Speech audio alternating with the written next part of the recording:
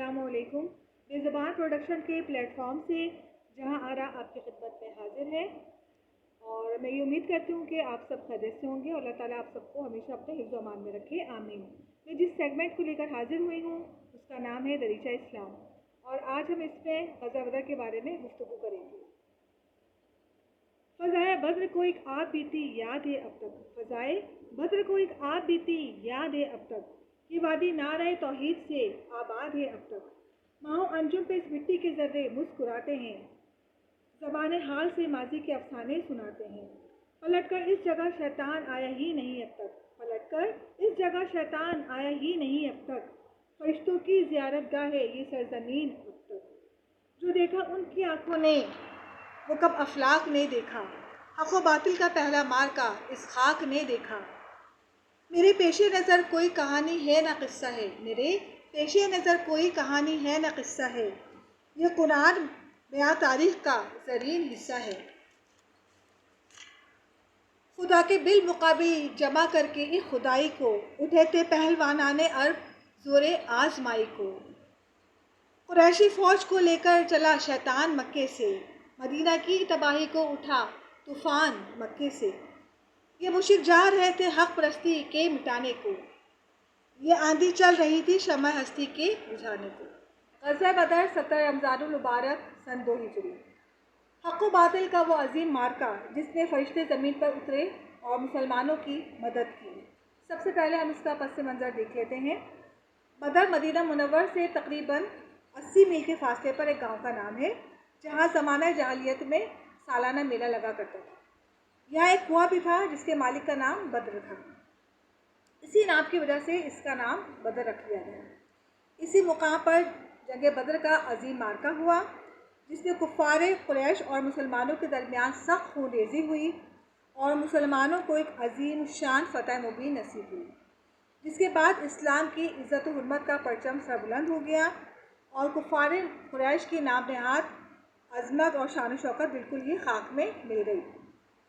قرآن پاک میں یوم الفرقان کے نام سے جنگ بدر کا ذکر ہے۔ یوم الفرقان کا مطلب ہے حق و باطل کے درمیان فرق اور امتیاز کرنے کا دن۔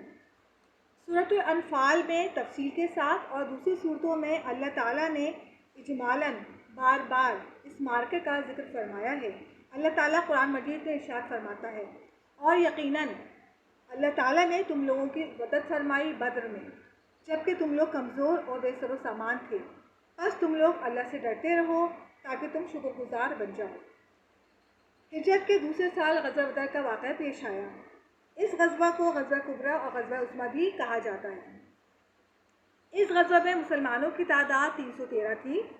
اس غزوہ میں مسلمانوں کے پاس 3 گھوڑے، 70 اونٹ، 6 زرہیں اور 8 شمشیریں تھیں، اور ایک اونٹ پر کئی صحابہ کرام سواری فرما رہے تھے۔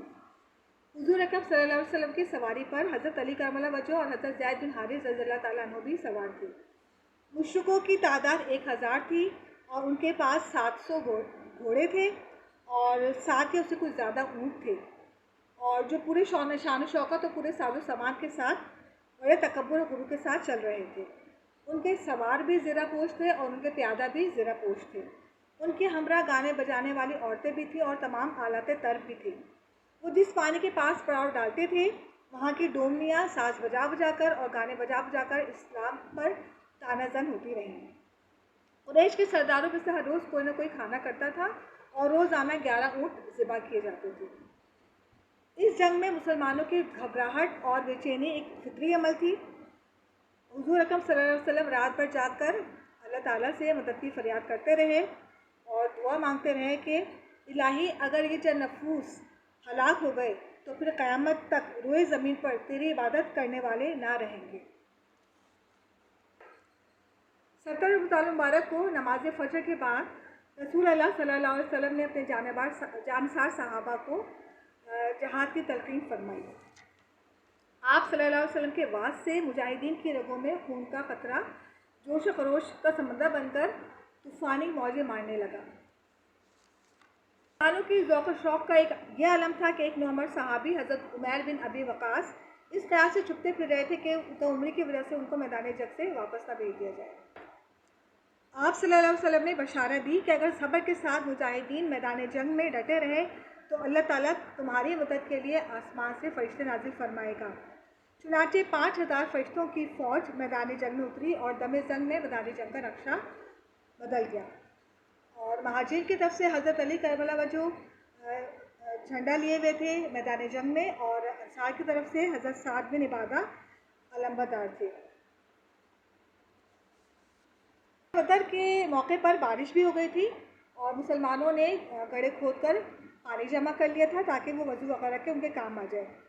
اور مسلمانوں کی طرف جو زمین تھی وہ بہت سخت تھی، اور قریش کی طرف جو زمین تھی وہ بہت زیادہ نرم تھی، جس کی وجہ سے وہاں کیچڑ اور دلدل ہو گیا تھا اور ان کے پاؤں وہاں جم نہیں رہے تھے اور ان کے لیے چلنا پھرنا دشوار ہو گیا تھا اور وہاں بہت زیادہ دلدل اور پھسلن ہو گئی تھی۔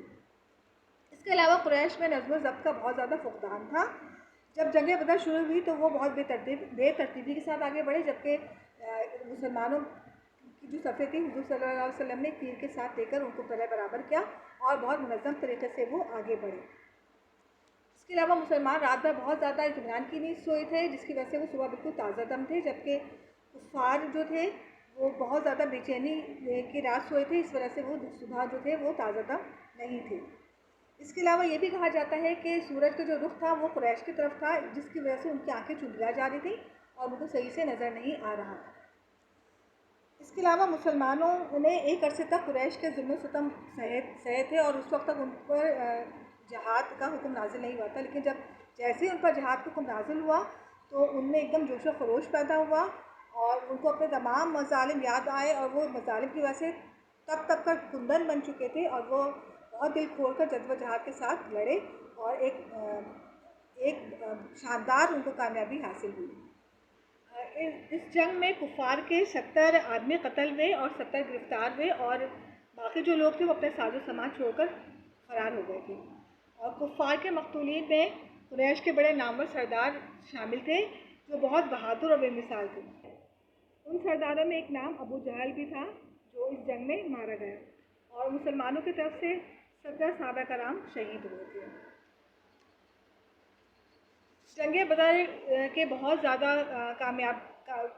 کامیابی کے نتائج اثر جنگ بدر میں کامیابی کا سب سے بڑا اثر یہ ہوا کہ مسلمانوں میں پورے عرب میں جو تھی وہ ایک عزت حاصل ہو گئی، ان کو ایک استقرار حاصل ہو گیا، ان کو ایک استحکام حاصل ہو گیا، اور غزوہ بدر کے بہت دورست نتائج جو تھے وہ نکلی۔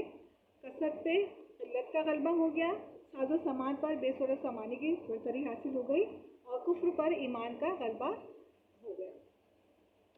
اور غزوہ بدر جو ہے وہ ہمارے ملی تاریخ کا ایک درخشاں باب ہے، جس کی سرخی ہمارے بدر کے مجاہدوں نے اپنے خون کی دھار سے لکھی ہے۔ فضائے بدر پیدا کر فرشتے تیری نصرت کو، فضائے بدر پیدا کر فرشتے تیری نصرت کو، اتر سکتے ہیں گردوں سے قطار اندر قطار اب بھی۔ میں امید کرتی ہوں کہ میرے آج کے جو سیگمنٹ تھا اس سے آپ کی معلومات میں بہت زیادہ اضافہ ہوا ہوگا، اور انشاءاللہ مزید بھی ہم آپ کی معلومات میں اضافہ کرتے رہیں گے۔ مجھے اور میری ٹیم کو اپنی دعا میں یاد رکھیے گا، اور آپ اپنا بھی بہت زیادہ خیال رکھیے گا، اور ہماری کامیابی کے لیے، ہماری ٹیم کی کامیابی کے لیے دعا گو رہیے گا۔ اللہ حافظ۔